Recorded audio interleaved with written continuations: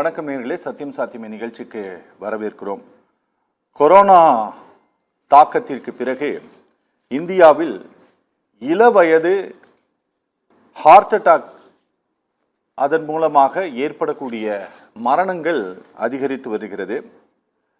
இந்தியாவினுடைய சுகாதார அமைச்சகம் அதை உன்னிப்பாக கவனித்து அது சம்பந்தமான ஐசிஎம்ஆர் அது சம்பந்தமான சில ஆய்வுகளை கூட மேற்கொண்டு வருகிறது.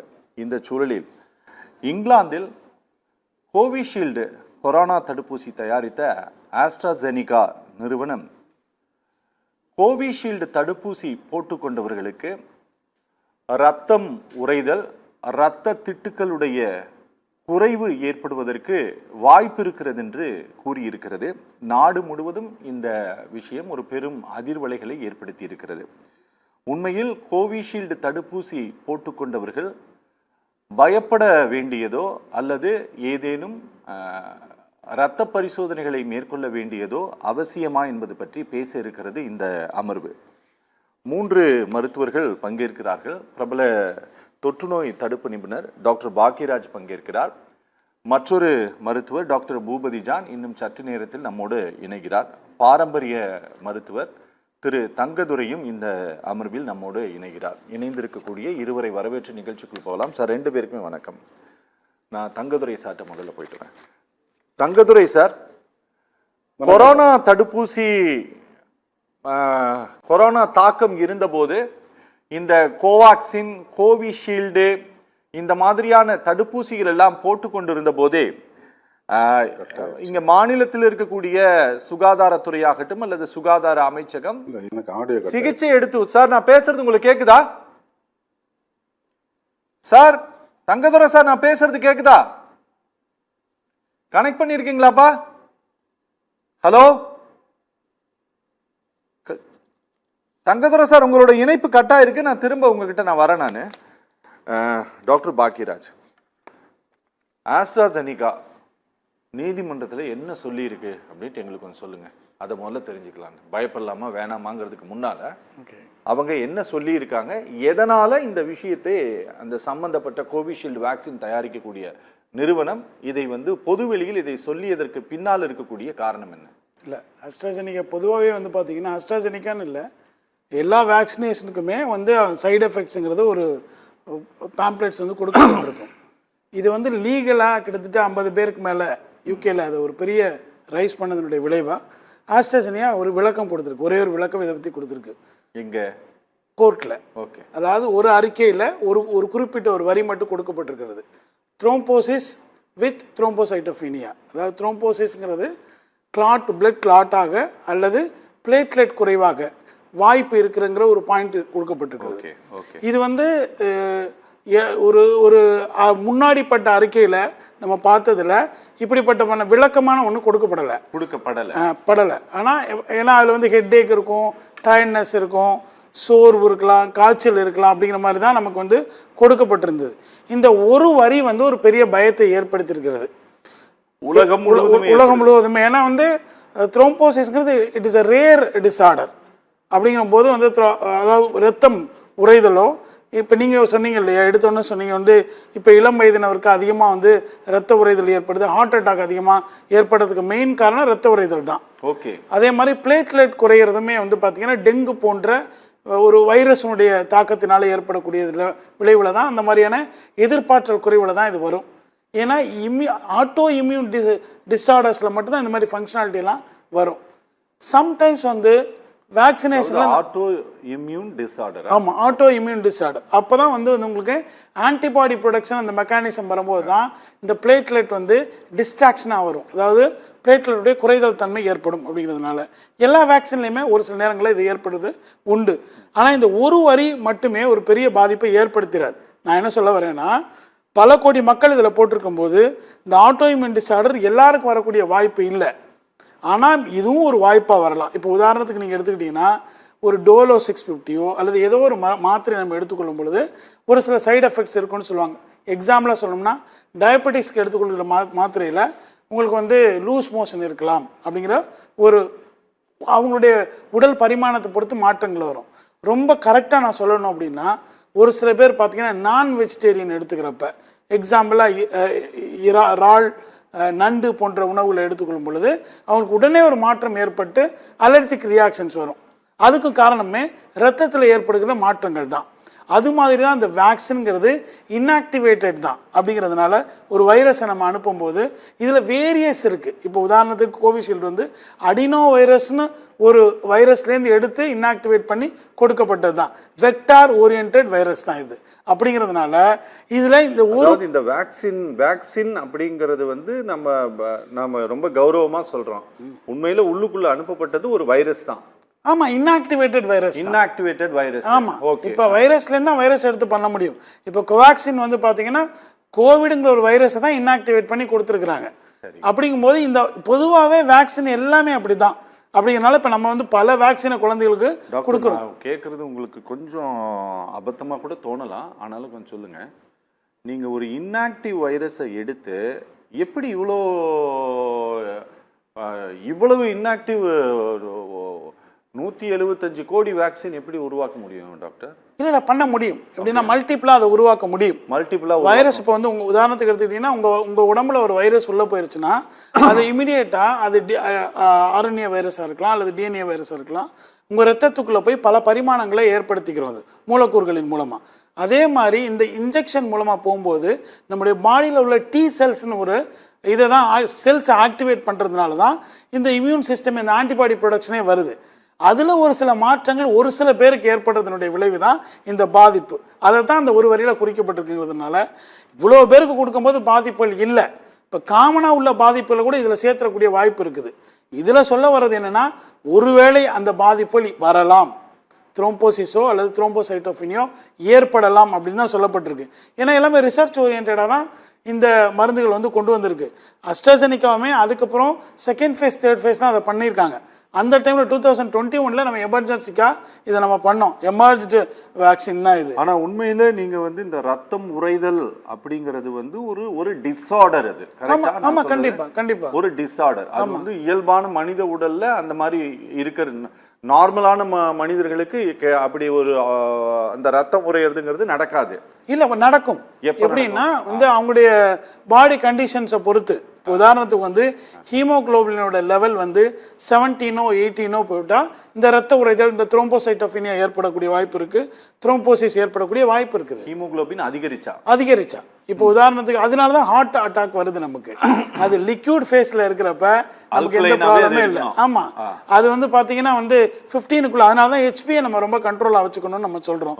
கம்ப்ளீட் பிளட் கவுண்ட்டுங்கிறது மிகப்பெரிய ப்ளே பண்ணுது இதில். டிசி பிளேட்லெட் கவுண்ட்டு, அதே மாதிரி ஹெச்பிங்கிறது. ஹெச்பி அதனால தான் நம்ம கரெக்டாக வச்சுக்கிட்டோம்னா இந்த பிரச்சனைகள் வரப்போகிறது இல்லை. 17 18 மேலே போனால் தான் அது ஆபத்தான ஒரு அறிகுறிக்கு போயிடுது. ரத்தம் உறைதல் தன்மை ஏற்படக்கூடிய வாய்ப்பு நிறைய பேருக்கு இருக்குது இன்னைக்கு. சரி நம்ம பேசலாம். தங்கதுரை சார் வணக்கம். நான் பேசுறது கேக்குதா சார்? வணக்கம் சார். தங்கதுரை சார், இந்த கொரோனா வந்த போதும் சரி, கொரோனா வந்த பிறகு இந்த 2021 அந்த பீரியட்ல ஜனவரிக்கு பிறகு இந்த தடுப்பூசி போடக்கூடிய பணி வந்து தொடங்கினது.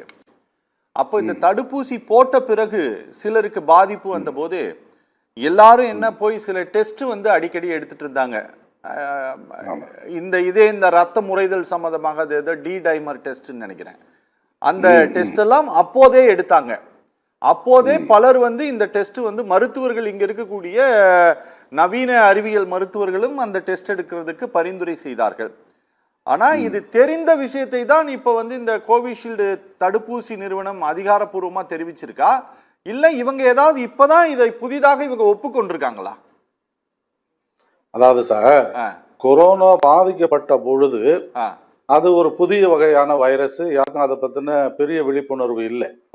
படிப்படியா தான் அது என்ன விதமான பாதிப்புகளை ஏற்படுத்துது அப்படிங்கறது பின்னால நாம தெரிஞ்சுக்கிட்டோம். சரி, ஆரம்பத்துல பாத்தீங்கன்னா லங் ஃபீல்டு, போத் லங் ஃபீல்ட்ல கிரவுண்ட் கிளாஸ் இமேஜஸ் ஆரம்பத்துல வந்தது. லங் இன்ஃபர்மேஷன் ஆச்சு. சரி, எடிமா, வீக்கம். ஓகே. அதை தொடர்ந்து அவருக்கு ஹார்ட் பீட் அதிகமாகும் பொழுது சிஆர்பி, சி ரியாக்டிவ் புரோட்டீன் அப்படிங்கிற ஒரு அளவு வந்து கல்லீரல்ல ப்ரொடக்ஷன் ஆகிறது. அந்த அளவு அதிகமானுச்சு. அது வந்து ஒரு வகையான புரதம். அது அந்த புரதத்துக்குன்னு ஒரு குறிப்பிட்ட அளவு தான் இருக்கு. ஓகே. ஆனா கொரோனா பாதித்தவருக்கு அப்நார்மலா இருந்தது அந்த அளவு. ம் அதற்கு not only corona, any bacteria any virus தாக்கப்பட்டாலும் ம் லிவர் பாதிப்பு அடைஞ்சதுன்னு சொன்னா அந்த சிஆர்பிங்கிற லெவல் வந்து அதிகமாகும். ஓகே இப்போது தேவையில்லாத புரதம் நமக்கு அதிகமாக இருக்கும் பொழுது ரத்தம் எளிதாக உறையிறதுக்கான வாய்ப்புகள் உண்டு. ஓகே அப்புறம்தான் இடைப்பட்ட ஒரு சில நாட்கள் கழிந்த பிறகுதான் டி டைமர் அளவு எல்லாருக்கும் அதிகமாகுது ஆ அப்படிங்கிறத கண்டுபிடிச்சாங்க. சரி இந்த சிஆர்பியை கண்ட்ரோல் பண்றதுக்கோ டி டைமர் கண்ட்ரோல் பண்றதுக்கோ அப்போதைக்கு மருத்துவம் யாரும் செய்த மாதிரி தெரியல. ஓகே இதை பத்தின விழிப்புணர்வும் மக்களுக்கு இல்லை. ஓகே அதாவது உங்க பிபி லெவலை கரெக்ட் பண்ணிக்கோங்க, சுகர் லெவலை கரெக்ட் பண்ணிக்கோங்க சொன்னாங்களே ஒழிய, ம் நல்ல ஆரோக்கியமான உணவுகளை சாப்பிடுங்கன்னு சொன்னாங்களே ஒழிய, ம் கொரோனா பாதிப்பு ஏற்பட்டவர்களுக்கோ அல்லது தடுப்பூசி போட்டவர்களுக்கோ சிஆர்பி அதிகரிக்குமா டிடைமர் அதிகரிக்குமா அப்படிங்கிற ஒரு பரிசோதனை நீங்க செஞ்சு பார்த்துக்கோங்கன்னு சொல்லக்கூடிய விழிப்புணர்வை யாருமே ஏற்படுத்தல. சரி அப்படி கொரோனா பாதிப்பு அடைந்தவர்களும் தடுப்பூசி போட்டு கொண்டவர்களும் ரத்த மாதிரிகளை பரிசோதனை செய்து பார்க்கின்ற பொழுது ஆ இந்த சிஆர்பியும் டிடைமரும் அதிகமாக தான் இருந்தது. ஓகே அப்போ இது மாதிரியான இருதய பாதிப்புகள் ஏற்படுறதுக்கோ அல்லது ஸ்ட்ரோக் வர்றதுக்கோ அவங்களுக்கு அதிகப்படியான வாய்ப்பு இருக்கு. ஓகே ஓகே இது இது ஒரு கிருமியால் மட்டும்தான் ஏற்படணுங்கிற இல்ல, ஒரு உணவு பழக்கத்தினாலையும் கூட ஏற்படலாம். சரி ஆனால் ஆ கொரோனா வைரஸ் அப்படிங்கிற ஒரு தொற்று இருக்கும் பொழுது அதற்கு நோய் எதிர்ப்பு மருந்து தடுப்பு மருந்து ஆ இன்னொரு செயல்படாத வைரஸை தான் செலுத்தினாங்க. சரி அப்படி செலுத்தும் பொழுதும் இந்த டிடைமரும் சிஆர்பியும் அதிகமானதுங்கிறது தான் உண்மை. ஓ சார் இன்னொரு தடவை புரியுதுங்களா? சொல்லுங்க சார், இன்னொரு தடவை சொல்லுங்க. அதாவது என்ன அப்படின்னா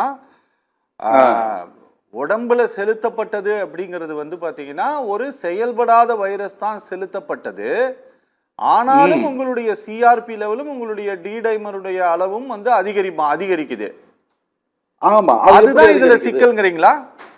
அதுதான் சிக்கல் இங்க. ஓகே அப்போ ஒண்ணு என்ன செஞ்சிருக்கணும்னு சொன்னா, ஆ யாரெல்லாம் இந்த ஊசியை பயன்படுத்தி கொண்டாங்களோ ஆ அவங்க எல்லாமே இந்த பரிசோதனை செய்து கொள்ளுங்கன்னு சொல்லி இருக்கலாம். ஓகே அந்த கம்பெனி அதை சொல்லல.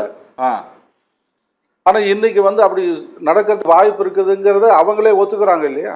சரி சரி புரியுது. அதனால ஆ அந்த இப்போ ஒரு பாம்பு கடிச்சிருச்சுன்னு வச்சுக்கோங்க. சரி நம்ம இந்தியாவில் இருக்கிற பாம்புகள்ல ஆ நீரோடாக்சின் ஹீமோடாக்சின் 2 டாக்ஸின் இருக்கு. சரி அதாவது நரம்பு மண்டலம் பலவீனமாகிறது, ரத்த மண்டலம் உறைந்து போறது. சரி பாம்புனுடைய விஷம் கடுமையான புரதம், சரி அதிகப்படியான புரதம். சரி அது ரத்தத்தை உறைய செஞ்சிருது. ஓகே அது மாதிரி தான் இந்த கொரோனா வைரஸ் ஓகே இந்த சிஆர்பி லெவலை அதிகப்படுத்தி, ஆ எதுக்கு சிஆர்பி லெவல் அதிகமாகுதுன்னா ஆட்டோ இம்யூனி டிசார்டர்னு சொல்லும் பொழுது அந்த WBC அதிகப்படுத்தி அந்த நோயை எதிர்க்கிறதுக்காக போராடும் போது அதிகப்படியான புரதச்சத்தை லிவர் வந்து உற்பத்தி பண்ணும். சரி அந்த சிஆர்பியை ஆன்டிபயோட்டிக் இந்த மாதிரி கொடுத்து கண்ட்ரோல் பண்ணலன்னு சொன்னா ஆ டிடைமருக்கு அதிகரிச்சிடும். ஓகே டிடைமர் அதிகரிச்சிட்டோம் அப்படின்னா ஹார்ட் பீட் அதிகரிக்கும். ம் அவருக்கு பிரெயின்ல போற அந்த செரிப்ரல் வாஸ்குலர் சிஸ்டத்துல ஸ்ட்ரோக் வர்றதுக்கான வாய்ப்பு, இருதய சம்பந்தமான மாரடைப்பு வர்றதுக்கான வாய்ப்புகள் அதிகமாக இருந்தது. சரி இந்த இன்ஃப்ளமேஷன் சொல்லக்கூடிய லங் இன்ஃப்ளமேஷன் இருக்கும் பொழுது அவருக்கு சுவாச திணறலும் இருக்கும் பொழுது சரி போதிய காற்றும் கிடைக்கல, ம் சீரான ரத்த ஓட்டமும் இல்லை. ம் அப்படிங்கும் பொழுது கொரோனா காலத்துல அந்த உயிரிழப்பு அதிகரிச்சது.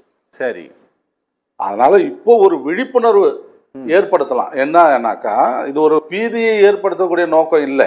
ஓகே யாரெல்லாம் இந்த தடுப்பு மருந்து செலுத்தி கொண்டார்களோ ம் அவங்களாகவே சுயமாக சென்று நமக்கு சிஆர்பி லெவல் எவ்வளவு இருக்கு, ம் டிடைமர் அளவுக்கு மேல இருக்குதா ம் அப்படிங்கிற ஒரு பரிசோதனையை செய்து பார்த்து கொள்ளக்கூடிய வாய்ப்பை அவரவர்கள் ஏற்படுத்தி கொள்ளணும்.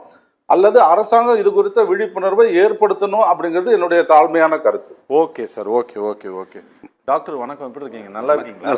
நல்லா இருக்கு. நிறைய ஜனங்கள்லாம் பயந்துட்டாங்க டாக்டர். கோவிஷீல்டு போட்டுக்கிட்டவங்களுக்கு பெரிய ஆபத்து கேட்டீங்களா செய்தி அப்படின்னு சொல்லிட்டு யூடியூப் சேனல்ஸ் எல்லாம் டைட்டிலும் தம்ப்நெயிலும் வச்ச உடனே ஜனங்கள்லாம் பயங்கர பீதி ஆயிட்டாங்க டாக்டர். ஆனால் அப்படி பயப்படுவதற்குண்டான சம்பவங்களும் தொடர்ந்து நடந்துட்டு தான் இருக்குன்னு வச்சுக்கோங்களேன். நாம் எப்போதுமே கேள்விப்படாத சம்பவங்கள் எல்லாம் நடந்தது. நீங்கள் வெள்ளியங்கிரி மலை ஏறிய பல ஆண்டு காலமாக வெள்ளியங்கிரி மலைக்கு ஏறிட்டு இருக்காங்க. ஆனால் இந்த கோவிட்டுக்கு பிறகு இந்த 23 இந்த வருஷம் ஏறினவங்க கிட்டத்தட்ட ஒரு 10, 20, 30, 40 பேர் செத்துருக்குறாங்க.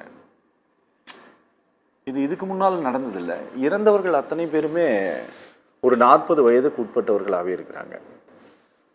உள்துறை சுகாதார அமைச்சர் மன்சுக் மாண்டவியா அவர் இந்த அதிகரிக்கக்கூடிய ஹார்ட் அட்டாக் குறித்து நாங்கள் கவனிச்சிட்ருக்குறோம் அப்படின்ட்டு சொல்கிறாரு. கோவிட்டுக்கு பிறகு அது அதிகரிச்சிருக்குங்கிறத ஹெல்த் மினிஸ்ட்ரி அக்செப்ட் பண்ணிக்குது. இந்த ரெண்டுக்கும் ஏதாவது லிங்க் இருக்கா? இல்லை, முதல்ல ஒரு அடிப்படையான காரியத்தை சொல்கிறேன். இப்போ இந்த கோவிஷீல்டு அந்த வேக்சின் போடும்போது அதில் இருக்கக்கூடிய ஒரு சைடு எஃபெக்ட், அந்த வேக்சினுக்கே உண்டான சைடு எஃபெக்ட் ஒரு ரத்த உறைதல், இல்லைன்னா பிளேட்லெட்டுங்கிற தட்டை அணுக்கள் குறைதல் அப்படிங்கிற ஒரு வெரி ரேர் ஒரு காம்ப்ளிகேஷன்ஸ், ரொம்ப ரொம்ப அரிதிலும் அரிது. 0.0004% தான் இருக்குன்னு சொல்றாங்க. ஓகே, அந்த மாதிரி ஒரு அறிகுறி இருக்குது அப்படின்னு சொன்னது யாரு? யூரோப்பியன் ஸ்டடி சொல்லுது. நம்ம இந்தியன் இந்தியன்ல ஸ்டடியே பண்ணல. யூரோப்பியன் ஸ்டடி தான். ஓகே, எல்லா வரக்கூடிய தரவுகள் அனைத்தும் யூரோப்பியன் ஸ்டடி தான். யூரோப்பியன் ஸ்டடி இல்லைன்னா ஆஸ்திரேலியன் ஸ்டடி இல்லைன்னா அமெரிக்கன் ஸ்டடி சொல்லுது. அப்போ இந்த மாதிரியான ஒரு ரத்த உறைதல் அப்படிங்கிற காம்ப்ளிகேஷனை அட்மிட் பண்ணுது. இது ஆஸ்ட்ராஜெனிகா யூகேல ஒரு கேஸ் போட்டிருக்காங்க. ஒரு 40 பேர் இறந்துருக்காங்க இந்த தொடர்ச்சியா. அதுல ஒருத்தருக்கு மூளை பிரச்சனை வந்திருக்கு.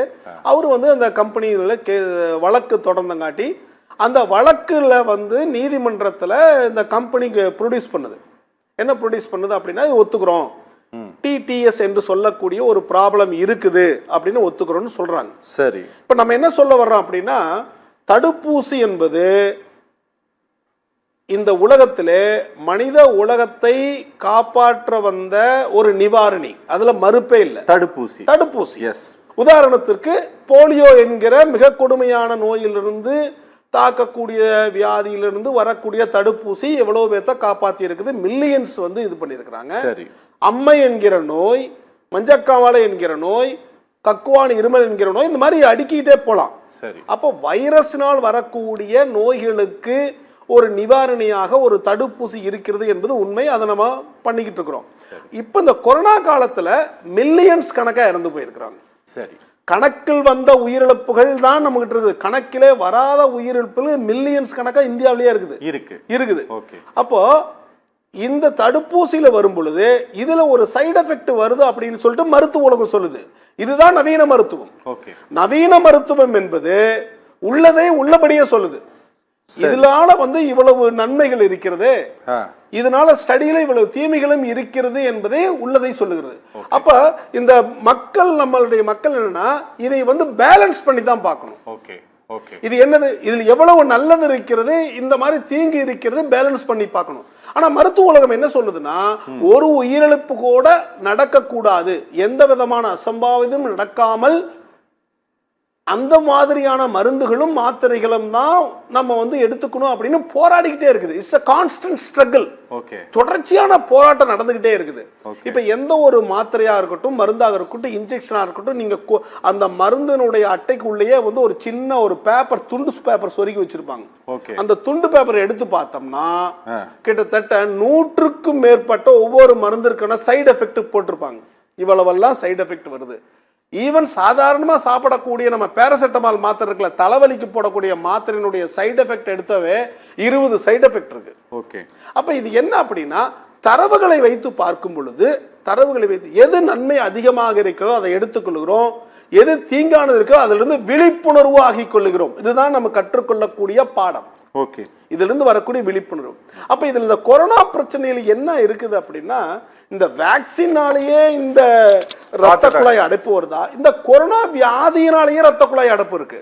ஓகே, இப்ப எனக்கு கொரோனா வந்துச்சுன்னு வச்சுக்கோங்க, ஒரு 3 வருடத்திற்கு முன்பு கொரோனா வந்த கொரோனா 4 வருடத்திற்கு பிறகு இந்த இரத்த குழாய் பாதிப்பு, அதே மாதிரி இருதயத்தில் சிறு பாதிப்பு என்பது இருந்து கொண்டே இருக்கிறது. இதுக்கு பேரு போஸ்ட் கோவிட் சிண்ட்ரோம்னு சொல்றாங்க. ஓகே, கொரோனாவிற்கு பிறகு கொரோனாவினுடைய தாக்கம் நம்மளிடம் வாழ்ந்து கொண்டு இருக்கிறது. ஓகே, அதை மறுக்க முடியல. அதனாலதான் பார்த்துக்க நிறைய உயிரிழப்புகள், சடன் டெத் நிறைய வருவதற்கு காரணம் தடுப்பூசியினால் அல்ல. அது தடுப்பூசியினால் வரக்கூடிய பிரச்சனை ரத்த உறைதல். ஓகே, அது எப்ப வருதுன்னா, ஸ்டடி என்ன சொல்லுதுன்னா, வேக்சின் போட்டு 4 நாட்களிலிருந்து 40 நாட்களுக்குள் அந்த காம்ப்ளிகேஷன் வருதுங்கிறான். ஓகே, 4 to 40 days அப்படின்னு சொல்றான். அப்போ இந்த நீங்க சொல்றீங்க வெள்ளிங்கிரி மலை போகும் பொழுது உடற்பயிற்சி செஞ்சிட்டு இருக்காங்க, இல்ல ஒரு யங் ஏஜ் டாக்டர், இளம் வயது டாக்டர் இறந்து போறாங்க. இதெல்லாம் என்ன காரணங்கள் அப்படின்னா, ஒண்ணு வந்து மீடியா, அதை மறுக்க முடியாதது. இப்ப வந்திருக்கக்கூடிய மீடியாஸ், சோஷியல் மீடியா, ஒரு சின்ன ஒரு பிரச்சனை இருந்தா கூட அது வந்து எல்லாத்துக்கும் தெரிஞ்சிருது. அது ஒரு காரணம், மீடியாக்கள் செய்யக்கூடிய காரணம், நம்ம கிட்ட கை இருக்கக்கூடிய சோசியல் மீடியாஸ். இரண்டாவது, இந்த கொரோனாவுடைய பிரச்சனையினாலே வியாதியினுடைய தன்மையே ரத்த உறைதலே, அதனுடைய தன்மையே சிறு சிறு ரத்த குழாய்களை மூடுதல், அதனுடைய தன்மையே அந்த கொரோனாவினுடைய தன்மையே, அந்த தாக்கமே என்னன்னா ரத்த உறைதலை ஏற்படுத்தும். ரத்த குழாய் தான், ரத்த குழாயை மூடுதல். ஓகே, ரத்த குழாயை அடைத்தல். எந்த ரத்த குழாய்? சிறு சிறு ரத்த குழாய், சின்ன ரத்த குழாய்களை. ஓகே, அதுதான். பெரிய ரத்த குழாயில் அடைக்கிறது இல்ல. ஓகே, பெரிய பைப்பை அடைக்கிறது இல்ல, சின்ன ரத்த குழாய்களை அடைக்கக்கூடிய தன்மை கொரோனா வியாதிக்கே இருக்குது. ஏன்னா அந்த கொரோனா வியாதி என்ன பண்ணுது, உடம்பில் இருக்கக்கூடிய எதிர்ப்பு சக்தி என்கிற ஒரு சிஸ்டத்தை காலி பண்ணுது. காலி பண்ணி ரத்த குழாய் அடைப்பு உண்டு பண்ணுது. அப்போ அதனுடைய தாக்கம் எப்படி இருக்குன்னா, சடனா வர்றது இல்ல, ஸ்லோவா வருது. எங்கெங்கெல்லாம் ஸ்ட்ரெஸ் கூடுதோ, டிமாண்ட் அதிகமாகுதோ, இப்போ ஒரு 10 நிமிஷம் எக்ஸசைஸ் பண்ணிட்டு போனா ஒண்ணு இல்லை, அதே ஒருத்தர் வந்து கொஞ்சம் டிமாண்ட் கம்மியா இருக்கு அப்படிங்கும் போது, அவர் ரொம்ப ஒரு 1 மணி நேரம் 2 மணி நேரம் டக்குன்னு இருக்கும்போது, அவருக்கு ஒரு சிறு அடைப்பு இருக்கும்போது அது பூதாகரமா வெடிச்சிருது. இது என்னன்னா, அது கண்டுபிடிக்க முடியறது இல்ல. இது என்னன்னா, இதை வந்து நம்ம ரொட்டீன் செக்கப்லயும் தெரியாது.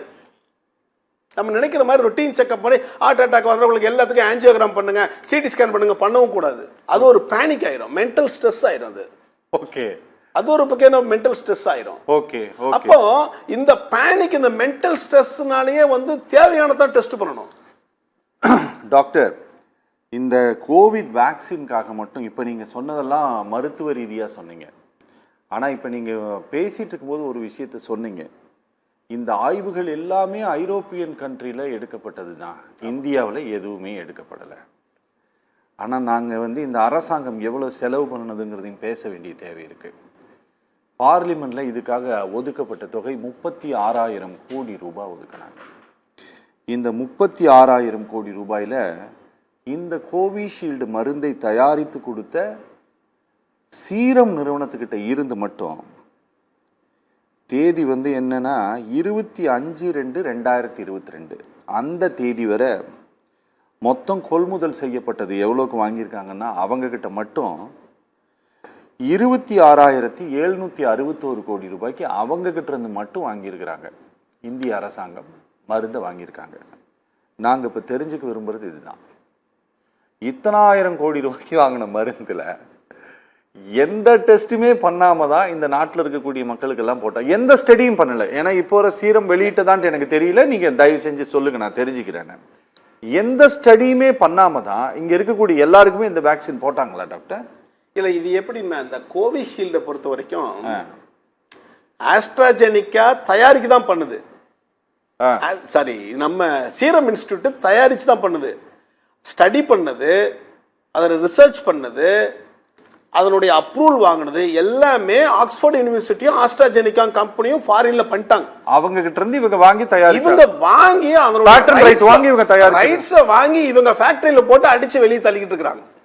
அட்டைப்பூட்டி அடிக்கிற மாதிரி அட்டைப்பூட்டி அடிக்கிற மாதிரி கம்ப்ளீட்டா அந்த அதனுடைய மெக்கானிசம் மாலிகூல் எல்லாத்தையும் வாங்கி இவங்க ஃபேக்டரியில விட்டு அடிச்சு வெளியே தள்ளிக்கிட்டே இருக்கிறாங்க கோடிக்கணக்கில். ஓகே. ஸோ அதனாலதான் வந்து இதற்கான டெஸ்டும் இதற்கான இது வந்து வரல. ஆனா கோவேக்சினுக்கு இங்க எல்லாமே டெஸ்ட் நடந்துட்டு இருக்குது. ஏன்னா இவங்களே இங்கேயே உற்பத்தி பண்றாங்க கோவேக்சினை, இங்கேயே ரிசர்ச் பண்றாங்க, இங்கேயே கண்டுபிடிக்கும். அதுக்கு தான் ஸ்டடி ஓடிக்கிட்டே இருக்குது.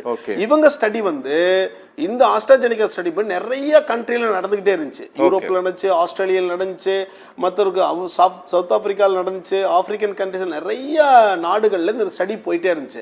அதுக்கு பிறகுதான் அப்ரூவலே கொடுத்தாங்க. அந்த அப்ரூவல் எடுத்துட்டு இவங்க பண்ணிட்டாங்க.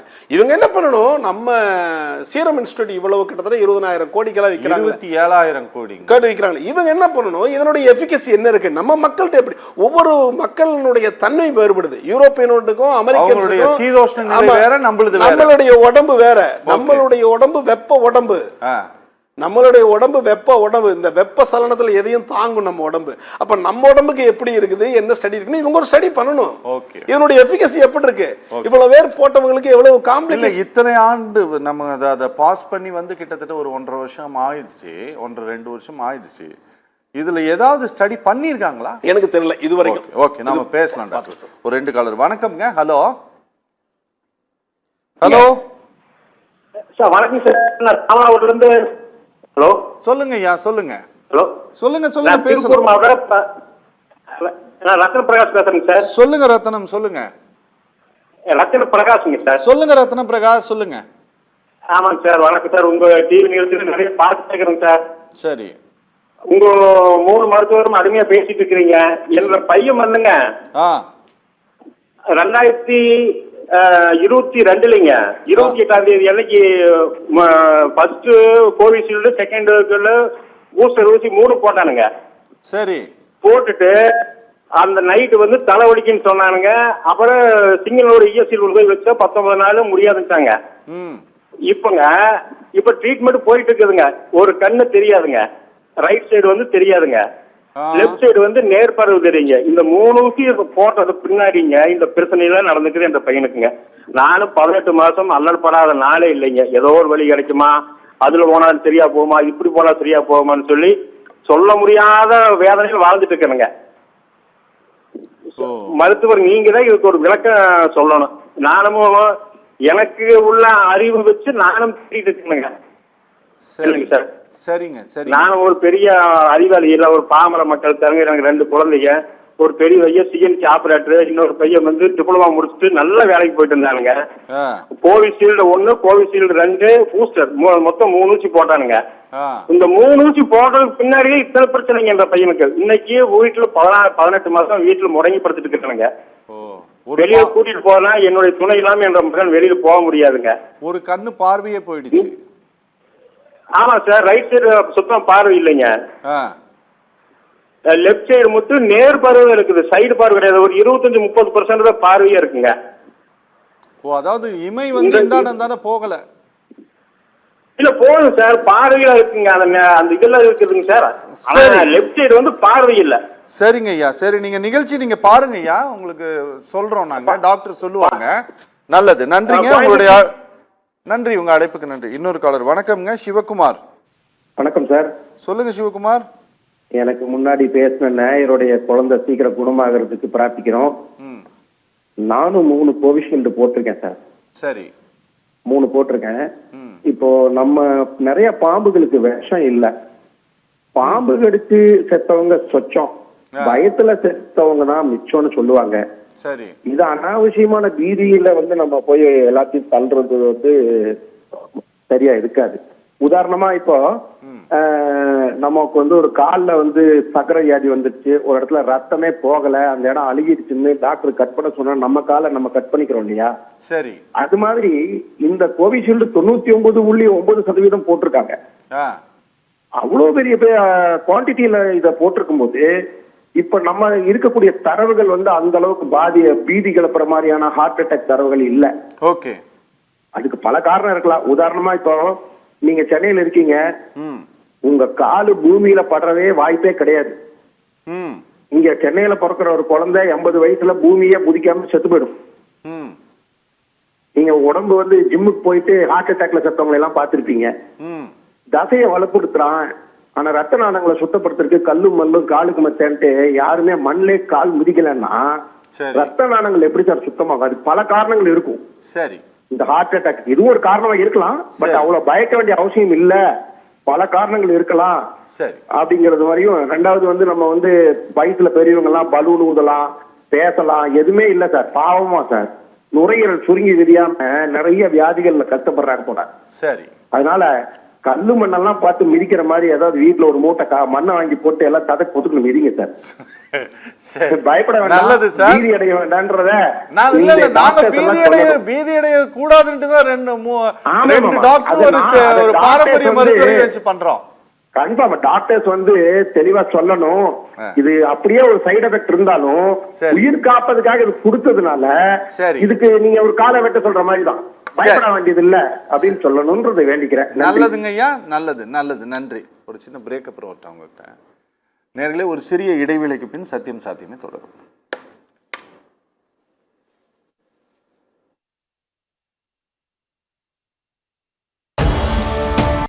சத்தியத்தின் முத்து சிதறல்களாய் முன்னணி தொலைக்காட்சிகளில் ஒளி வீசும் எங்கள் சத்தியத்தின் விதைகள் ஊடக உலகின் முன்னரையில் கோலோச்ச விரும்பும் ஆர்வலர்களுக்கு வணக்கம் சத்தியம் எக்ஸ்பிரஸ் செய்திகளுக்கு உங்களை வரவேற்பது. வாய்ப்புகளை வழங்கும் சத்தியம் தொலைக்காட்சியின் பயிற்சி பட்டறை. உங்கள் கனவுகளை மெய்ப்பிக்கும் சத்தியம் தொலைக்காட்சி 100% வேலைவாய்ப்புடன் கூடிய 1 வருட பட்டய படிப்பு, டிப்ளமா இன் மீடியா ஆர்ட்ஸ். தொடர்புக்கு 9500 13333 9600005125.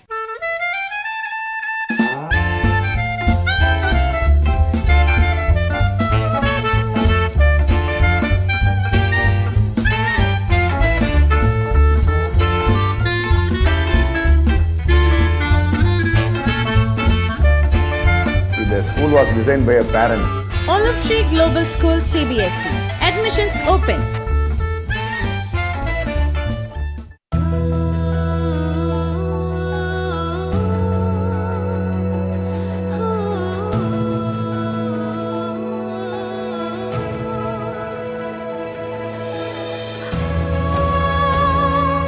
Diadem designer dresses for weddings, family functions and birthday celebrations. Showrooms now at Nungambakkam near US Consulate and Anna Nagar near Thirumangalam Metro Station.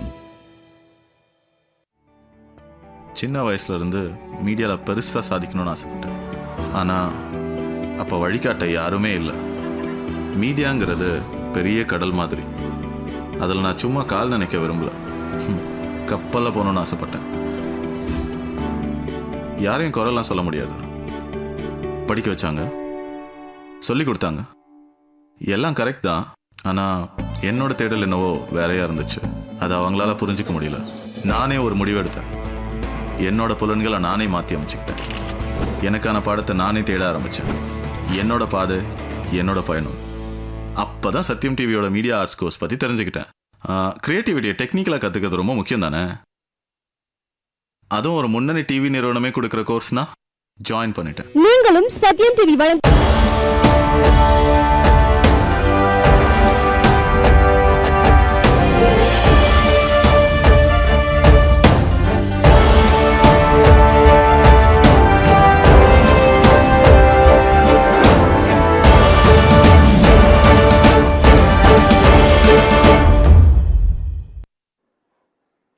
நேர்களே, சத்தியம் சாத்தியமே தொடர்கிறது. டாக்டர் பாக்கியராஜ்,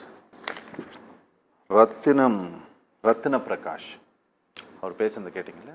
அவங்க பையனுக்கு இந்த ஊசி போட்ட பிறகு தான் ஒரு பார்வை போயிடுச்சு. ஒரு கண்ணோட விஷன் வந்து 30% மட்டும்தான் இருக்குன்ட்டு. பல பாதிப்புகள் வரும்னு சொன்னாங்க. அவர் அதுக்கப்புறம் தான் 18 மாதமாக தான் இப்படி இருக்கிறான் அப்படின்னு சொல்லிட்டு ஏதாவது சொல்ல விரும்புகிறீங்களா? இல்லை, கண்டிப்பாக. இது என்னென்னா, முதல்ல வந்து அதுக்கு நான் வருத்தம் தெரிவிச்சுக்கிறேன். உண்மையிலே அது வந்து வேக்சின்னால தான் நடந்ததாங்கிறத நம்ம பார்க்கணும், ஸ்டடி பண்ணி பார்க்கணும். ஏன்னா மேபி அவருக்கு வந்து வேக்சினே ஸ்டடி பண்ணலையே. பாருங்க, வேக்சினை ஸ்டடி பண்ணாமல் அதை அனுப்பலை. அதுக்கான எல்லா தரவுகளும் பண்ணப்பட்டிருக்குது. சார் சொன்னதை நீங்கள் சரியாக புரிஞ்சுக்கணும். என்னன்னா, இதில் அவர் ரொம்ப அழகாக அதை எக்ஸ்பிளைன் பண்ணாரு. டாக்டர் யோசிப்பீங்க, அவர்கிட்ட கரெக்டாக தானே பேசிட்டு இருந்தீங்க, ஏங்கிட்ட மட்டும் ஏன் இப்படி கேட்குறீங்கன்ட்டு. இல்லை, அது என்னன்னு கேட்டிங்கன்னா, சார் சொன்ன மாதிரி இது சயின்டிஃபிக்கலாக அணுக வேண்டியது. கோவிடுங்கிறது ஒரு பிளட் சக்கிங் வைரஸ் தான். அது டச் பண்ணும் பொழுது சைட்டோகைனின் எதிர்ப்பு சக்தியை உருவாக்கக்கூடிய செல்கள்லாம் டி செல்ஸ்ன்னு சொல்லுவாங்க அது பர்டிகுலராக. இது அதிகப்படியாக போராடி உருவாகும் பொழுது தான் ஓன் மெச்சூர்ட் செல்ஸே அது கில் பண்ணிருச்சு. அப்போ அதனால தான் ரத்த உறைதல் ஏற்பட்டுச்சு, SpO2 அளவு குறைவாக இருந்தது. இப்படிங்கிறது ஒரு அறிவியல் உண்மை. அப்படிங்கிறதுனால இந்த வேக்சினை நம்ம எடுத்துக்கொள்ளும் பொழுது அது என்ன கண்டுபிடிக்கப்பட்டதுன்னா டி செல் ஆக்டிவேட் பண்ணி ஆன்டிபாடி ப்ரொடக்ஷனை ஜாஸ்தி பண்ணி கொடுத்தது. அதுதான் அதனுடைய உண்மையான சயின்ஸு. ஆனால் இங்கே என்ன மாதிரியான மாற்றங்கள் ஏற்பட்டு இப்போ அந்த சகோதரர் சொன்னான்னா, நான் இந்த சேனல்லே அறிவிக்கிறேன், எங்களை தொடர்பு கொள்ளலாம், எங்கள் 2 பேரையும் தாராளமாக தொடர்பு கொள்ளலாம், எங்களால் முடிந்த உதவிகளை நாங்கள் செய்கிறதுக்கு தயாராக இருக்கோம். ஒன்று, ஏன்னா அது என்னங்கிறத ஐடென்டிஃபை பண்ணால் தான் ட்ரீட் பண்ண முடியும். ஒருவேளை அந்த சகோதரருக்கு ஏற்கனவே வேறு எதுவும் பாதிப்புகள் இருந்ததா, வேறு எதுவும் நோய்கள்னால இந்த மாதிரி வந்ததாங்கிறத நம்ம பார்க்கணும். வேக்சின்னால் மட்டுமே இப்படி ஏற்பட்டுங்கிறது என்னால் நம்ப முடியல. ஆனால் அப்படி ஏற்பட்டிருந்ததுன்னா அதுக்கான முழு பொறுப்பையும் அந்த இது ஏற்றுக்கொள்ளணும். அரசாங்கம் அதுக்கு ஒரு தீர்வை தரணும். மருத்துவத்துறையில் இருக்கிற நாங்கள் அதுக்கு சரியான ஒரு முயற்சியை கண்டிப்பாக எடுத்து கொடுப்போம். அதை சத்தியம் டிவி மூலமாக நான் அறிவிச்சுக்கிறேன். சரி. ஏன்னா இதை இந்த பாதிப்புன்னு நாங்கள் கேள்விப்படலை. இதுக்கு முன்னாடி கண் பார்வை கோளாறு ஏற்பட்டது அல்லது ஒரு விசன் பாதிப்பு, அவர் சொல்கிற விசன் பாதிப்பே பார்த்தீங்கன்னா நார்மலாக ஒரு கண் பார்வை ஏற்படக்கூடிய பிரச்சனைகள் ஏற்படக்கூடியவர்களுக்கு ஏற்படக்கூடியது தான். நேர்பார்வை மட்டும் தெளிவாக இருக்குது, சைடில் பார்வை தெளிவாக இல்லை அப்படின்னு சொல்லி சொல்கிறார். அப்படிங்கிறதுனால எனக்கு தெரிஞ்சு வேக்சின்னால இந்த பாதிப்புகள் ஏற்படக்கூடிய வாய்ப்புகள் இல்லை. 2வது விஷயம், அந்த த்ரோம்போசிஸ் அண்ட் த்ரோம்போசைட்டோபினியா இதில் ஒரே ஒரு குறிப்பில் தான் அது குறிக்கப்பட்டிருந்தது தவிர பல லட்சம் மக்களுக்கு இப்படி வந்ததுங்கிறதுக்கான எந்தவித தரவுகளும் இல்லை. இப்போ நம்ம இவர் தங்கதுரை சார் பேசிட்டு இருக்கும்போது ஒன்று சொன்னார், கொரோனா இருந்தபோது வேக்சின் போட்ட போதும் நீங்கள் சிலருக்கு இந்த மாதிரி சிஆர்பி லெவல் இன்க்ரீஸ் ஆகிறது, 2வது அவங்களுக்கு இந்த டைமர் டெஸ்ட் எடுக்கிறது, இதையெல்லாம் மருத்துவர்கள் பரிந்துரைத்தார்கள். இன்னைக்கு இந்த சம்மந்தப்பட்ட இந்த நிறுவனமே இந்த மருந்து தயாரித்த நிறுவனமே இப்படி சொல்லியிருக்கிறதுனால அரசாங்கம் ஒரு அவேர்னஸை கிரியேட் பண்ணணும் அப்படின்னு சொல்லி கேட்குறாரு இல்லையா?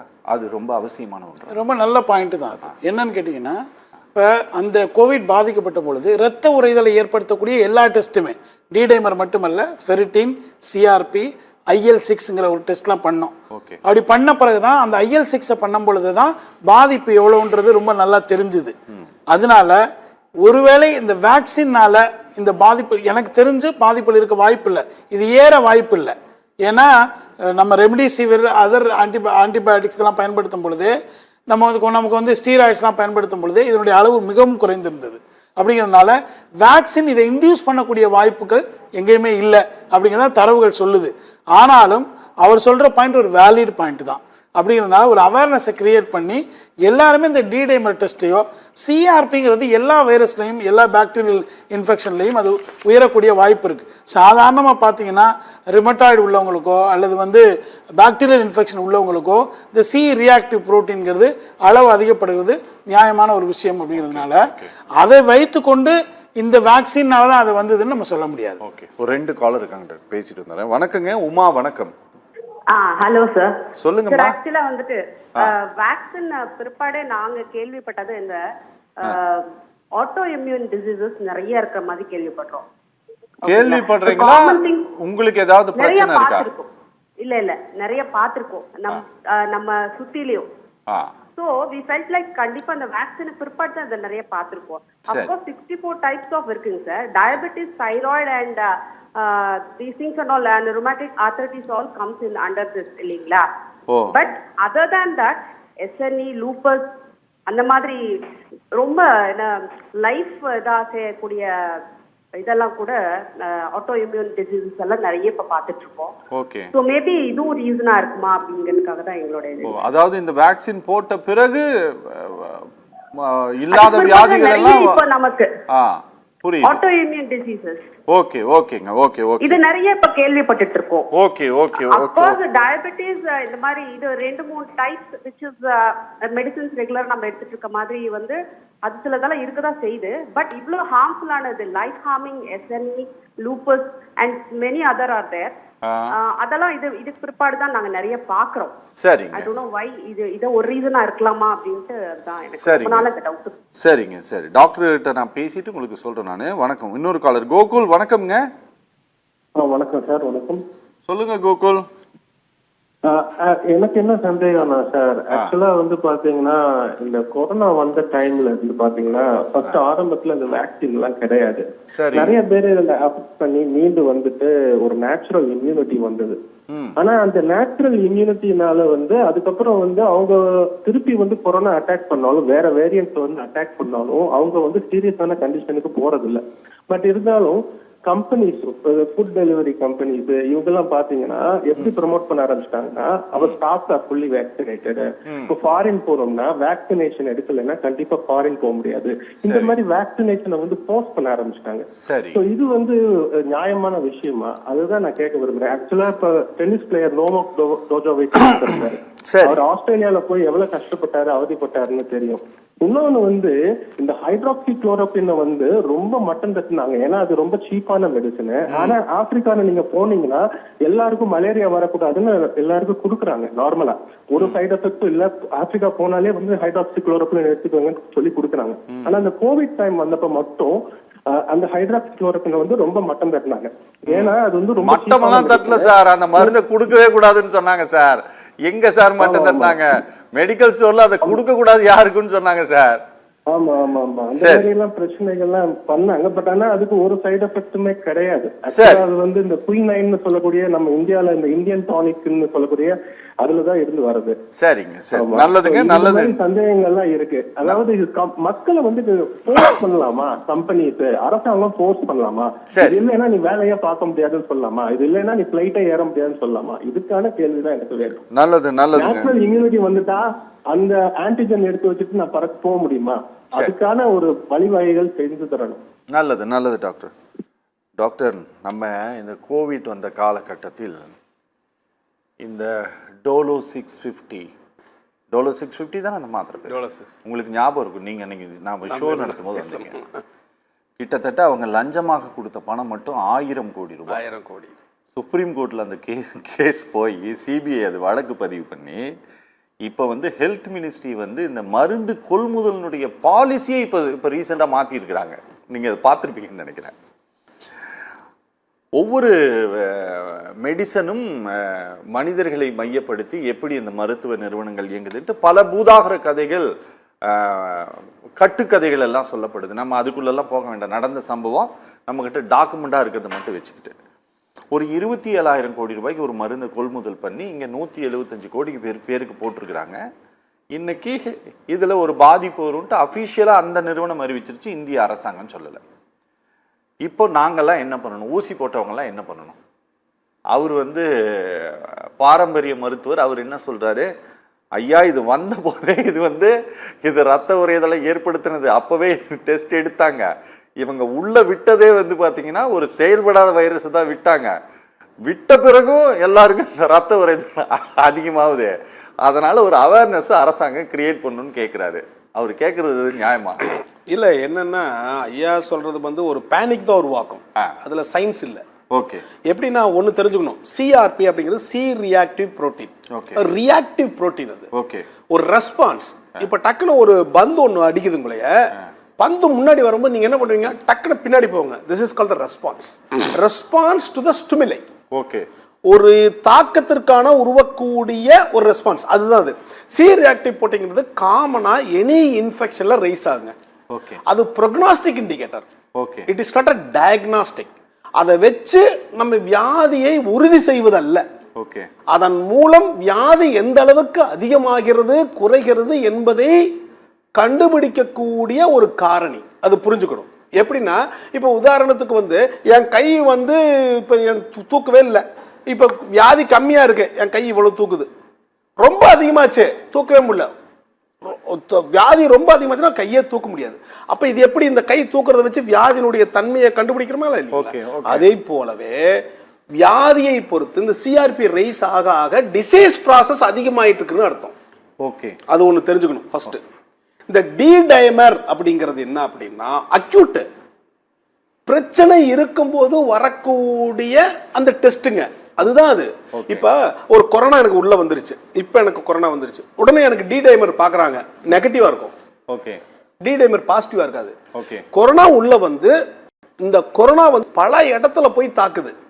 ரத்த குழாய் அடிக்கும், நுரையீரல் அடிக்கும், கிட்னி அடிக்கும், ஹார்ட் அடிக்கும், எல்லாத்தையும் அடிக்கும். அப்ப எது எப்படி அடிக்குன்னு தெரியுமே. சில பேருக்கு பார்த்தா நுரையீரலை மட்டும் அடிச்சுட்டு இருக்கும், டி டைமர் நார்மலா இருக்கும். ஓகே. சில பேருக்கு ரத்த குழாய் போய் அடிக்கும், அப்ப டி டைமர் பிரச்சனையா இருக்கும். அப்ப டி டைமர் எடுத்து பார்க்கும் பொழுது அதனுடைய வேல்யூ குபு குபு குபு குபுன்னு ரைஸ் ஆயிருக்கும். அப்படின்னா என்னாக அது ரத்த சம்பந்தப்பட்ட பாதிப்புகளை அதிகமாக உருவாக்க போகிறதுன்னு அர்த்தம். ஒரு இண்டிகேஷன். அப்ப டி டைமர், சிஆர்பி இது எல்லாம் எப்ப பண்ணணும் அப்படின்னு டிசீஸ் இருக்கும்போது. ஓகே. டிசீஸ் வந்து எல்லாமே போய் நார்மலா இருந்து இப்ப போய் நம்மளுக்கு டி டைமர் எல்லாம் பண்ணவே கூடாது. டாக்டர் இப்ப என்னன்னாங்க, இப்ப எல்லாருமே வந்து நீங்க சொல்றது கரெக்ட், டிசீஸ் இருக்கும்போது டெஸ்ட் பண்ணலாம். இங்க நல்லா இருக்கிறவன் தானே போட்டுன்னு போறான்.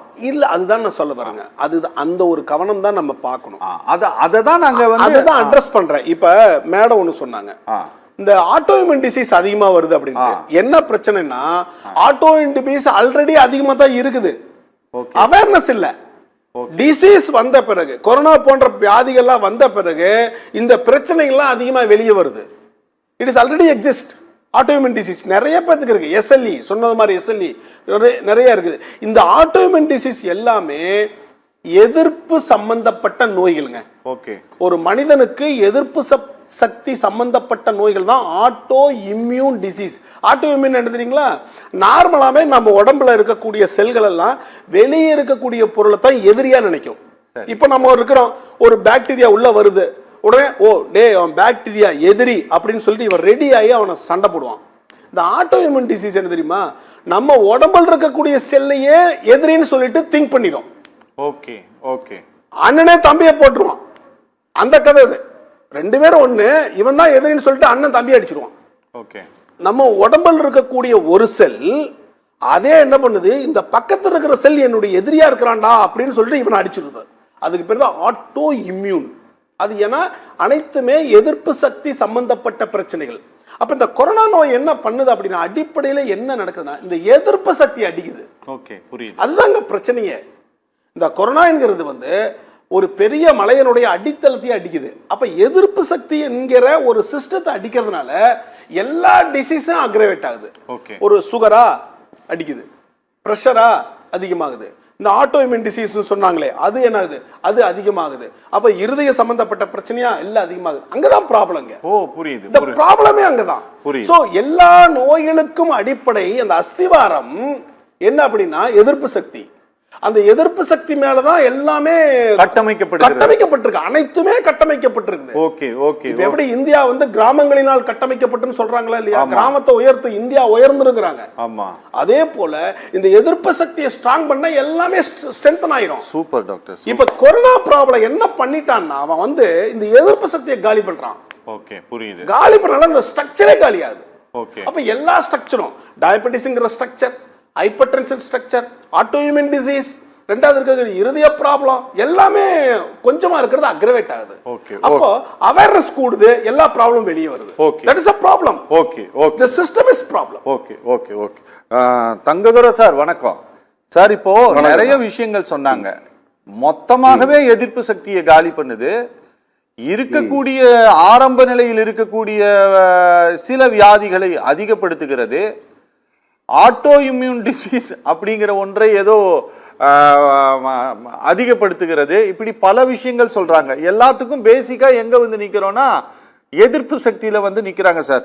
சார் எப்படி வந்து நீங்க இந்த பாரம்பரிய மருத்துவ முறைகள்ல இதை நீங்க எப்படி சார் அடையாளம் கண்டுபிடிக்கிறீங்க? நீங்க இதெல்லாம் இந்த வேக்சினுக்கு பிறகு உங்களுடைய சிகிச்சை முறையில நீங்க அதை எப்படி ஐடென்டிஃபை பண்றீங்க?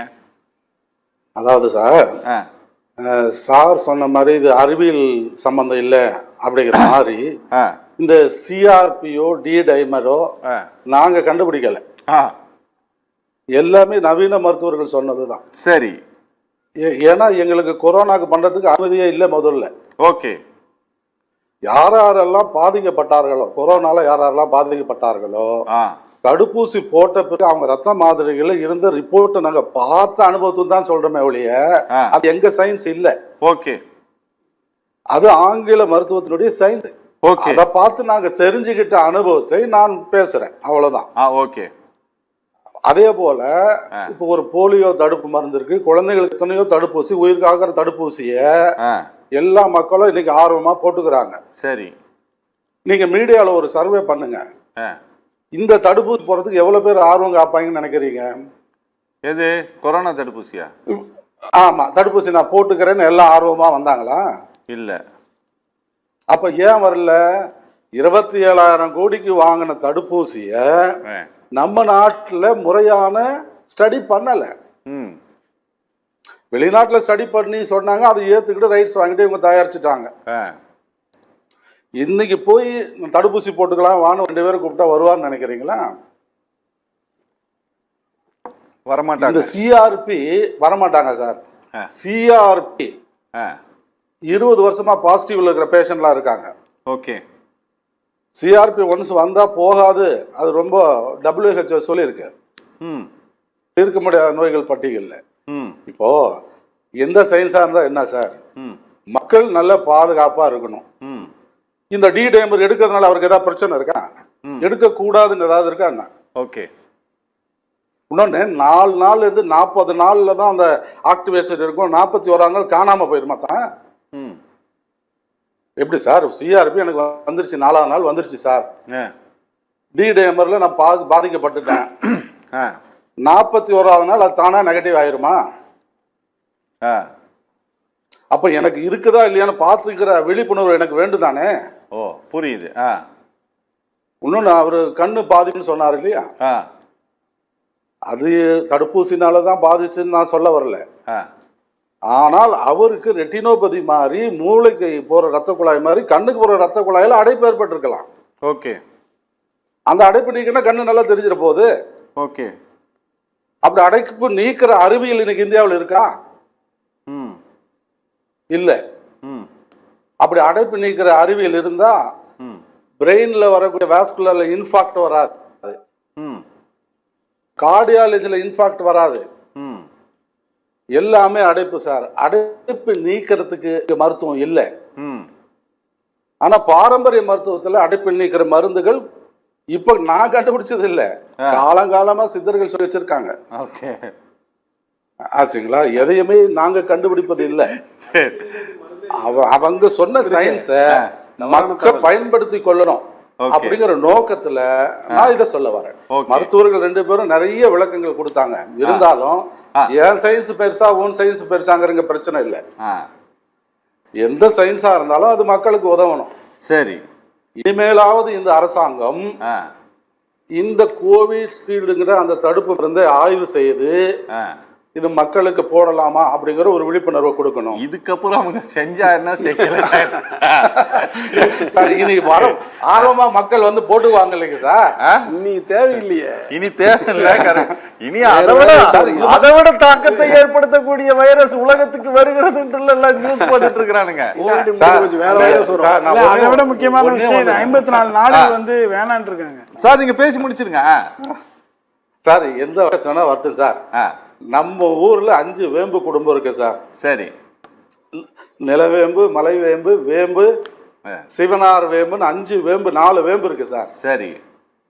எல்லா வைரஸையும் அழிக்குங்கிறது என்னுடைய அறிவியல் இல்ல, இது சித்தர் அறிவியல். ஓகே. இது இருக்குதா இல்லையான்னு நவீன கண்டுபிடிச்சுக்கிட்டோம் சார். Okay okay okay. அதெல்லாம் ஒண்ணும் கண்டுபிடிக்கலாம் தேவையில்ல சார். ஆயுஷ் அமைச்சகத்துக்கு கீழே இருக்கக்கூடிய ஒரு விஷயத்தை தான் நீங்க பேசிட்டு இருக்கிறீங்க.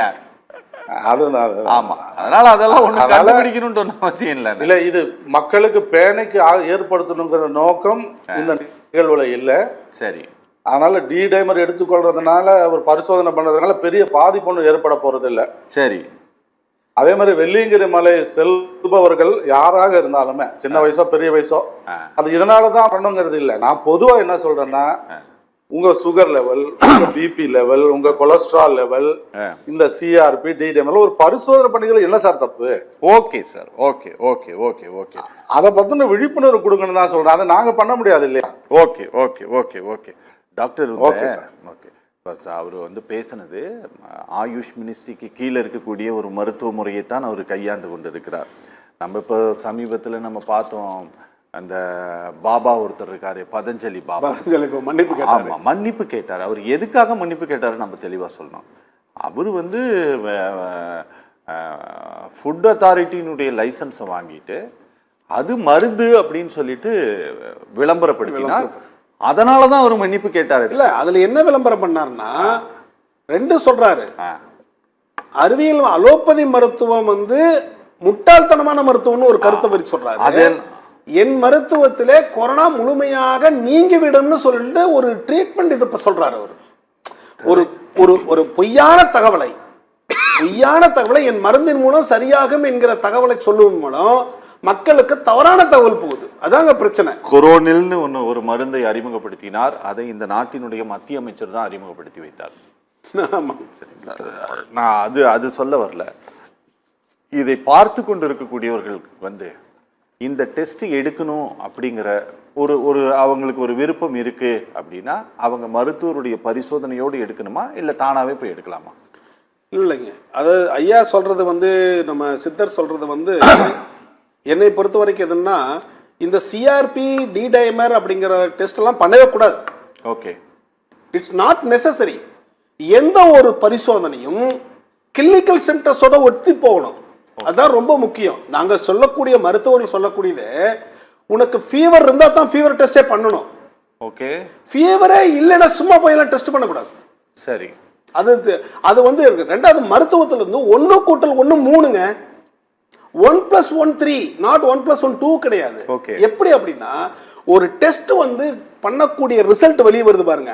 அந்த ரிசல்ட்டை எப்படி நம்ம இன்டர்பிரட் பண்ணணும்னா பேஷண்ட்டுக்கு வியாதிகள் தன்மை இருந்தா தான் அதை வந்து ஒத்து போக்கணும். Test may be abnormal, but patient நார்மலா இருப்பான், அவனை ட்ரீட் பண்ணவே கூடாது. ஓகே, புரிஞ்சுச்சுங்களா? டெஸ்ட்ல வந்து சிஆர்பி 15% இருக்குது. இவர் நல்லா சாப்பிட்றாரு, பேஷண்ட் நல்லா தூங்குறாரு, நல்லா இருக்காரு, எல்லாரும் இருக்கு, அவரை போய் நம்ம ட்ரீட் பண்ணிடக்கூடாது. அட்வைஸ் பண்ணணும், லைஃப் ஸ்டைல் அட்வைஸ் பண்ணி நல்லா தூங்க செய்யுங்க, நல்லா சாப்பாடு சாப்பிடுங்க, நல்லா எக்ஸசைஸ் பண்ணுங்க, நல்ல ஸ்ட்ரெஸ் இல்லாத வாழ்க்கை பாருங்க அப்படின்னு தான் சொல்லணும். அதுக்கு மாத்திரையெல்லாம் நம்ம பரிந்துரை பண்ணக்கூடாது. ஒரு டெஸ்ட்டை வந்து எப்படி நம்ம பார்க்கணும் அப்படின்னா மனிதனுடைய அறிகுறிகளோட பொருத்தி பார்க்கணும். அப்படித்தான் பார்க்கணும். அதான் டெஸ்ட். இது அதான் பண்ணணும். அதனால என்ன பொறுத்த வரைக்கும் மக்களுக்கு சொல்றது இந்த சிஆர்பி டிடைமர் பண்றது வந்து ரொட்டீனாலாம் பண்ணவே கூடாது. ரொட்டீனால ஒரு தடவை கூட தேவையே கிடையாது அந்த டெஸ்ட். அதுதான் நான் சொல்ல வர்றேன். அந்த டிடைமர் டெஸ்ட்லாம் எப்ப பண்ணணும் அப்படின்னா டிசீஸ் ப்ராசஸ் இருந்துகிட்டே இருக்கணும். அந்த டிசீஸ் ப்ராசஸ் இருந்துட்டு இருக்கும்போது நீங்க தான் கொஞ்ச நேரத்துக்கு முன்னால சொன்னீங்க எல்லாத்துக்கும் ஆட்டோ இம்யூன் டிசீஸ். சார் அது ஆட்டோ இம்யூன்ங்கிறது சார் டிடைமர்ங்கிறது வந்து எப்படின்னா சார் டிடைமர்ங்கிறது வந்து வியாதி கொடுக்கக்கூடிய டெஸ்ட் கிடையாது. நல்லா தான் சொல்ல வர்றேங்க. சரி, டிடைமர் பாசிட்டிவ் இவருக்கு இந்த வியாதி அப்படின்னு கிடையாது. யார் யாருக்கெல்லாம் ரத்த குழாய் சம்பந்தப்பட்ட அந்த உறைதல் சம்பந்தப்பட்ட பிரச்சனை வருதோ அப்போவெல்லாம் டிடைமர் வரும். இப்போ உதாரணத்துக்கு ரத்த நோய் வரும், கேன்சர்ல டிடைமர் இதாகும். ரெண்டாவது வந்து ரத்த உறையக்கூடிய சக்தி குறைஞ்சிருச்சு அவருக்கு வரும். அப்புறம் வேற இன்ஃபெக்ஷன்ல வரும், வைரல் இன்ஃபெக்ஷன்ல வரும், பாக்டீரியல் இன்ஃபெக்ஷன் வரும். எந்தெந்த வியாதிகள் எல்லாம் ரத்த உறைதல் சம்பந்தத்தை தாக்கம் ஏற்படுத்துகிறதோ அந்த உங்களுக்கெல்லாம் டிடைமர் இன்க்ரீஸ் ஆகுது. இவ்வளவுதான் விஷயம். டிடைமரை கண்டுபிடிச்சா வியாதி கண்டுபிடிக்க முடியாதுங்க. ஒரு டிடைமரை கண்டுபிடிச்சிட்டீங்க இந்த வியாதின்னு கிடையாது. டிடைமர்ங்கிறது பொதுவானது. அவன் ஒரு சூரியன் மாதிரி. அவன் ஒரு வெளிச்சத்தை கொடுக்கறான். வெப்பத்தை கொடுக்கறான். அதுதான் சொல்ல வர்றேன். இப்போ இன்ஜெக்ஷன் போட்டவங்க எந்த பயமும் இல்லை, எந்த டெஸ்டும் பண்ண தேவையில்லை. ஓகே, ரொம்ப நன்றி. நேயர்கள் மற்றும் நிர்வாகம் சார்பாக நிகழ்ச்சியில் பங்கேற்ற 3 பேருக்குமே மிக்க நன்றி. நிகழ்ச்சி நிறைவு பெறுகிறது. மீண்டும் மற்றொரு நிகழ்ச்சியில் சந்திக்கலாம். நன்றி, வணக்கம்.